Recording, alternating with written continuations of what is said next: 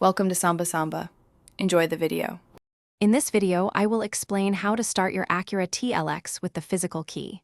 First, locate the small release button on your key fob and slide out the metal key.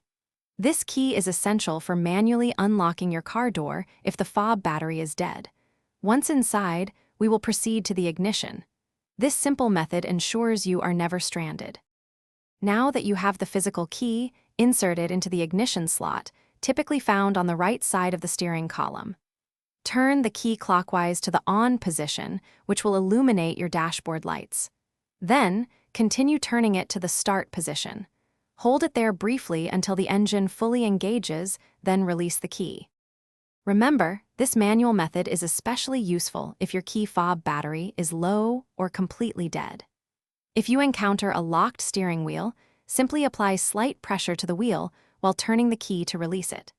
It is always a good idea to carry a spare CR2032 battery for your key fob, ensuring you are prepared for any situation. To quickly recap, simply extract the physical key from your fob, insert it into the ignition, and turn to start your Acura TLX. This easy method ensures you can always get going, even with a dead fob battery. Also, for those looking to simplify their daily routine, check out the description below for a link to some fantastic leak-proof meal prep containers and other great deals. They are a real game changer. Thanks for watching. Consider subscribing if we helped you.